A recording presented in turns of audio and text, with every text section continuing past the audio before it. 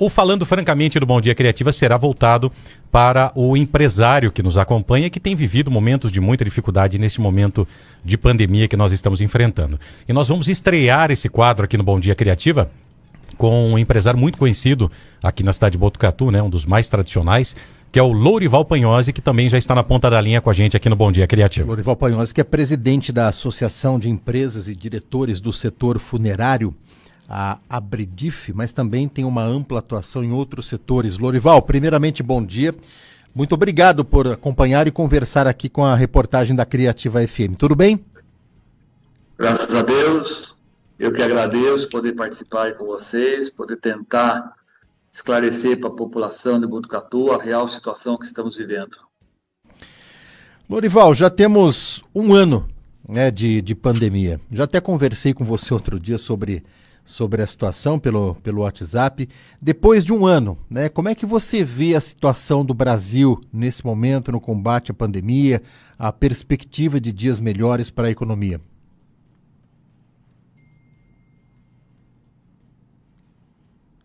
Esse mês de março foi seguramente, pelo menos do ponto de vista de perda de vidas humanas, essas são aquelas perdas que não há como recuperar, não dá para falar, opa, errei, vou consertar, não dá para consertar.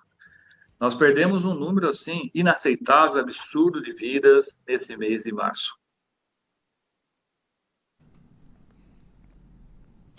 O Lourival, e além dessa questão, né, que nós estamos vivendo, o Brasil batendo recordes diários de mortes, e você como um empresário do setor funerário está sentindo isso, né? Inclusive você deu até uma declaração polêmica algumas semanas atrás na CNN de que pode faltar material para o enterro das pessoas. Olha que situação que nós chegamos aqui no Brasil, né? Você ainda compactua dessa ideia, Lourival? Como é que você está sentindo esse momento? Para o teu setor específico. Sim, quando eu falo sempre em números absolutos. É claro que o Covid impacta a todos nós, impacta a mim, perdi pessoas assim muito próximas de mim, perdi meu mentor espiritual, enfim, a Covid está sendo difícil para todos.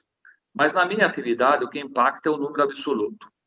O número absoluto esperado por esses 3 meses, contando março, abril e maio, é de 500 mil óbitos no Brasil. Esse é um número, assim, fora da realidade. É um número que nos aponta mais de 5.500 óbitos por dia.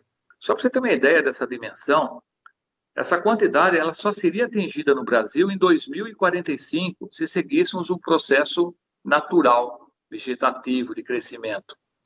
Então, nós estamos tendo agora o número de óbitos que era para ter só aqui 25 anos, 26 anos. É uma coisa assim, totalmente inaceitável.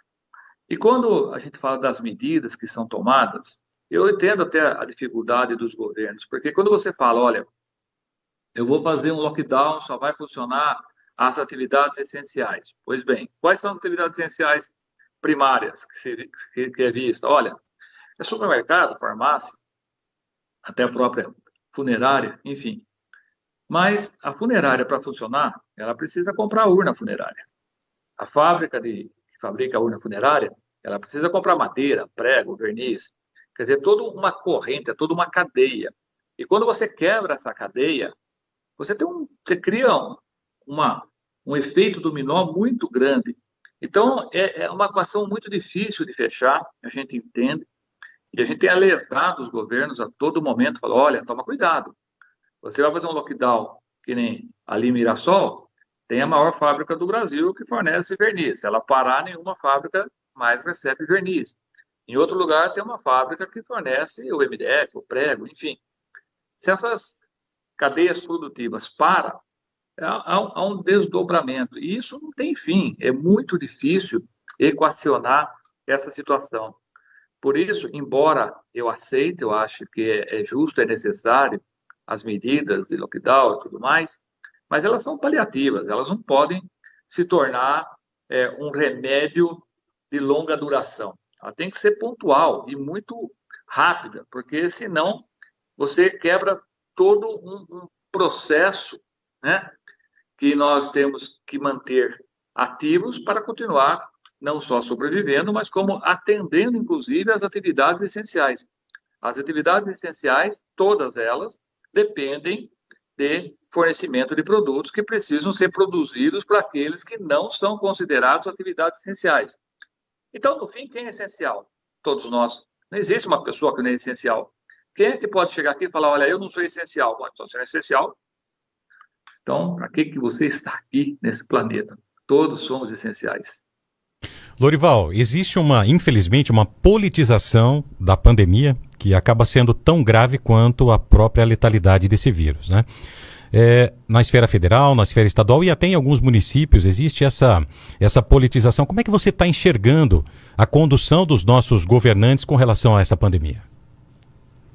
Com muita tristeza. Eu vejo alguns com muito esforço, muita dedicação, e outros olhando para o próprio umbigo, né? Então, isso tem prejudicado muito. Muitas decisões no Brasil foram tomadas no topo da pirâmide, sem olhar a base da pirâmide, sem olhar os efeitos, sem olhar os desdobramentos, sem olhar as consequências, sem consultar realmente aquelas pessoas que ou serão afetadas ou terão que desempenhar aquela função que foi decidida no topo da pirâmide. Então, isso é muito ruim para o Brasil. O Brasil tinha todas as condições de sair na vanguarda da pesquisa, de estar na vanguarda da produção, de estar na vanguarda da distribuição e na vanguarda da aplicação da vacina.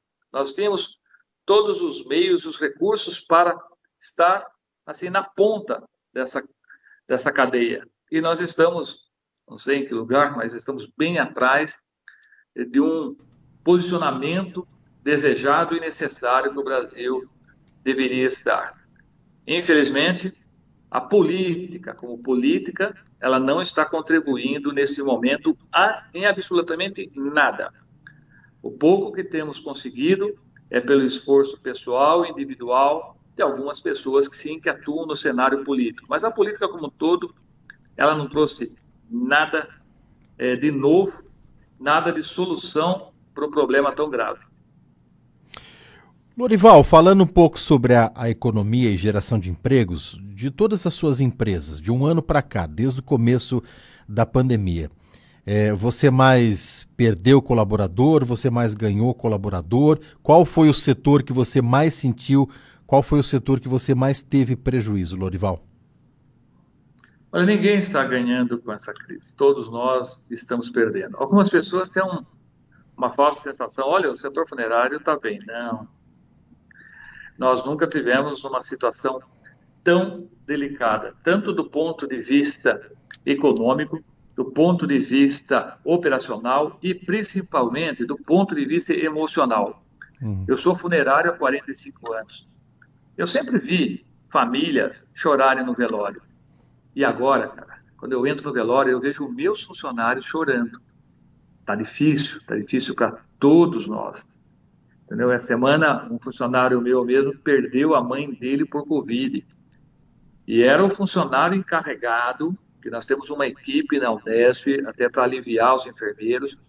Nós temos uma equipe 24 horas na Unesp só para remover as pessoas falecidas do leito hospitalar até a patologia, para que a Unesp não tenha que se dispor de nenhum enfermeiro que é essencial ali no leito hospitalar, não é perdendo, mas dedicando o seu tempo a levar um corpo, a registrar o corpo na entrada da patologia. Isso é feito pelo meu pessoal. Essa semana, por pouco, ele tinha acabado de trocar o plantão, um próprio funcionário meu não foi acionado para remover a mãe dele que faleceu de Covid. Aí minha equipe toda chora, eu choro. Bom, eu sou um chorão, tá? Eu admito. Raras vezes eu não consigo conter a emoção. E está muito difícil de conter mesmo, tá? A tristeza que eu tenho visto ali no velório, a energia, está muito pesada. A forma mais triste de se perder um ente querido é seguramente pelo suicídio. O suicídio é uma forma muito impactante. Mas a segunda forma mais triste, não só de perder alguém, como também de morrer, é pelo Covid-19. Eu não tenho medo de morrer, aliás, até uma curiosidade, acho que a única coisa que eu não fui em funerária ainda foi o próprio morto, mas eu tenho medo de morrer de Covid. porque é uma morte muito solitária, é uma morte muito triste. Você entra no hospital andando, tá? Ali você evolui para um quadro mais sério, é sedado, enfim, você morre sem saber que morreu. É sepultado sem que ninguém chegue ali na ponta da tua urna e fale: oi, querido, você morreu, mas nós estamos aqui, nós agradecemos, minha bênção, meu perdão, enfim. É um adeus no vazio, sabe? É como, imagina, se você fosse levar amanhã o seu filho na escola, seu filho pequeno na escola e não voltasse a buscar. É isso que acontece com as famílias que internam um ente querido no hospital por Covid. Eles levam aquela pessoa amada para o hospital e não tem o direito de voltar a buscar. Aliás, Botucatu, de alguma forma, e ontem conversando com os colegas, nós somos uma das poucas cidades aqui na região que conseguimos estabelecer um protocolo onde a gente está conseguindo manter um mínimo de dignidade para essas pessoas. Com muito cuidado, com muita atenção. Se você pegar Marília mesmo, é proibido qualquer cerimonial a essas pessoas, o que é muito triste. Aqui, graças a Deus, pela compreensão do poder público municipal, dado a arquitetura do nosso velório, que ela favorece uma situação de segurança. Acho que quando nós fizemos o velório lá atrás, nós acertamos muito no modelo. O modelo do nosso velório hoje permite que nós continuemos a realizar, mesmo que de forma reduzida, né? Tem um amigo meu que falava, é melhor pingar do que secar, né? Mesmo que de uma forma reduzida, manter algum cerimonial, manter um mínimo de dignidade para que as pessoas possam se despedir dos seus entes queridos. Porque o peso do vazio, ele é enorme. Entregar alguém sem se despedir é uma coisa que, para mim, não como funerário, mas como pessoa que viveu tantos anos esse momento, esse ritual sagrado, quando a gente corta ele, esse luto não realizado é um luto eternizado. As pessoas não vão conseguir sair dele. A gente vai acabar sobrevivendo ao Covid e perecendo de tristeza. Isso é muito ruim. Nós estamos todos numa luta muito grande. Quando eu vejo algumas pessoas negarem a realidade, eu fico espantado. Só para você ter uma ideia, ontem eu conversando com um colega de Dracena. Dracena tem 50 mil habitantes. Dracena perdeu nesse mês de março 100 pessoas só por Covid. Se Botucatu fosse Dracena, teriam falecidos em Botucatu nesse mês de março 300 pessoas só de Covid. Esse número é um absurdo. E pode acontecer aqui? Claro que pode. O vento pode mudar, esse vírus é malicioso. Ninguém está livre disso. Nós fizemos algumas ações, quando eu falo nós, é Botucatu toda, tá? Não é o prefeito, não sou eu, não é você, não é nossos ouvintes agora. Nós fizemos algumas ações aqui que foram muito acertadas e que possibilitou colocar Botucatu numa condição muito especial. Mas isso não é motivo de nos vangloriarmos, não, tá? É motivo de agradecermos o entendimento, o sacrifício que a gente sabe que está ocorrendo, uns mais, outros menos. Eu vejo algumas pessoas, às vezes, sabe, saírem fora até do seu centro, e a gente compreende isso, porque realmente a pressão está enorme. E essa situação ruim ainda, segundo os estudos, não sou eu que digo isso, eu acompanho e confirmo, ela vai assim até 15 de abril, e depois ela começa a ter uma melhora em razão das vacinas que estão chegando, enfim, em razão das medidas que estão tomando, mas ninguém sabe dizer ao certo qual vai ser a velocidade dessa melhora. Porque nós chegamos num pico tão grande, tão rápido, que se a melhora for muito lenta, nós vamos sofrer muito ainda. Então, a situação é preocupante. A situação, né, eu não digo que é desesperadora, porque a gente tem que se desesperar é porque perdemos a fé, e a fé a gente continua mantendo. Lorival, a gente sabe que você atua aí, já disse, né, 45 anos nesse ramo funerário, e o luto, né, a dor da perda faz parte, infelizmente, do seu dia a dia aí, da proximidade para essas pessoas que perderam alguém querido. Eu sei que você tem negócios em várias cidades da nossa região e viaja muito, consequentemente. Quando você passa e percebe que as pessoas estão aglomerando, não estão dando a devida importância para esse vírus, qual que é o sentimento que você pode transmitir aos nossos ouvintes?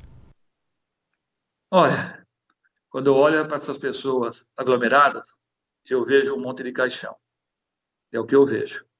Olha, ali tem um monte de caixão. Tá? Eu tenho funerária em Mogi também, para você ter uma ideia. Mogi é uma cidade bem maior que Botucatu. A minha média de serviços lá era de 200 serviços mês. Esse mês de março, eu fiz 627. É uma coisa totalmente fora de propósito.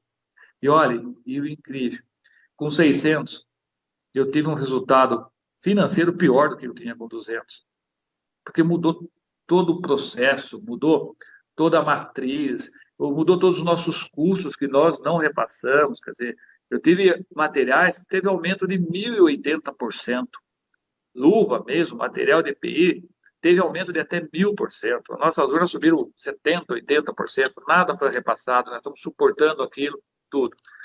Então está todo mundo no sacrifício, está todo mundo assim, se entregando. E quando eu vejo essa multidão, eu balanço a cabeça, fico quieto, porque não dá para tentar discutir com eles, né? Eles têm uma convicção muito grande de que nada está acontecendo. Eu não sei por que motivo eles pensam assim, tá? Eu não sei o que os levam a pensar dessa forma, mas eu posso dizer seguramente, eu não estou aqui para dar lição nem para corrigir ninguém, não. Eles estão errados, porque contra os números, o que é um fato que eu tenho ali, a realidade, como é que pode contestar aquilo? Eles podem contestar estatísticas, que podem aparecer até na imprensa, com todo respeito a vocês, mas como contestar aquele corpo no meu velório? Aquilo não dá para contestar, aquilo é real,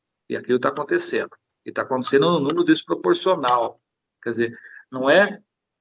Ontem, uma colega sua, uma repórter, me perguntou quantas pessoas... Por que eu não falo de número de Covid? Eu falo de números absolutos. Porque ninguém mais consegue precisar quantas pessoas estão morrendo de Covid. Nós temos as pessoas que estão morrendo de Covid. Nós temos as pessoas que estão morrendo com Covid. Nós temos as pessoas que estão morrendo porque não conseguem leito hospitalar para tratar de outras doenças. Nós temos as pessoas que estão morrendo porque têm medo de procurar assistência médica. Eu tive casos de pessoas até jovens que morreram de asma em suas casas porque não foram para o hospital. Entendeu? Tenho casos de outras doenças que as pessoas não querem tratar. Quer dizer, tem medo de ir para o hospital, tem medo de se internar, tem medo de ser entubado. Eu também tenho, claro que eu tenho. Meus amigos, todos que eu perdi, foram entubados e não conseguiram sobreviver. Mas o número de pessoas que estão morrendo hoje em decorrência do Covid é um número que ninguém consegue mais precisar. Eu acho até que os meios de comunicação deviam parar de falar o que é Covid e falar um número absoluto, porque esse é o número real, né? O de Covid, ele já não é mais mensurável, porque ele tomou uma dimensão, ele se alastrou de tal forma que mesmo aquele que está na fila do transplante hoje e não consegue o transplante porque essa fila parou de andar por vários motivos, essa pessoa está morrendo porque existe uma pandemia. Ela não está morrendo mais porque precisa de um rim, de um coração.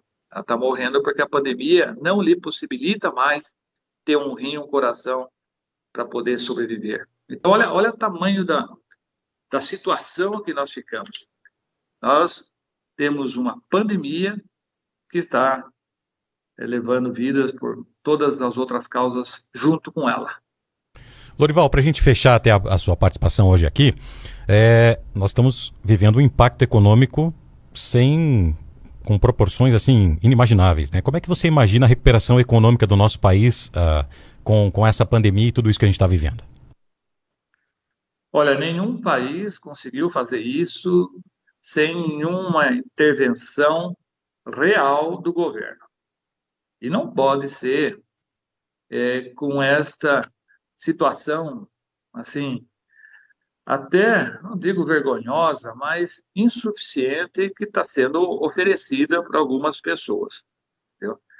Todo o sistema vai ter que ser revisto, desde o trabalhador até os empresários.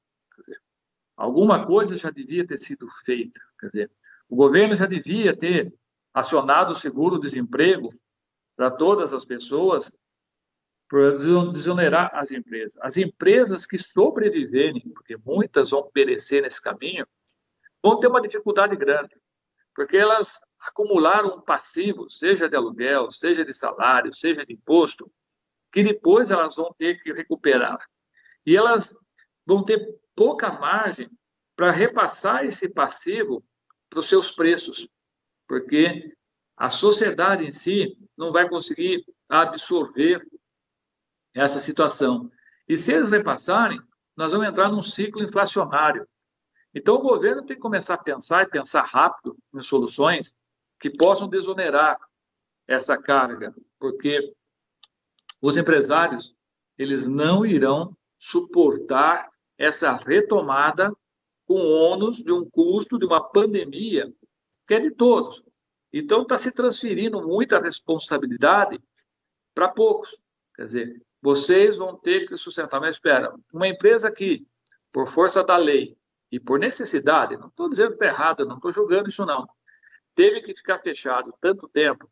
Esse fechado tanto tempo gerou um passivo para ela, gerou uma conta para ela, porque o aluguel correu, o salário correu, a água correu, o imposto correu, quer dizer, todo um endividamento que foi criado.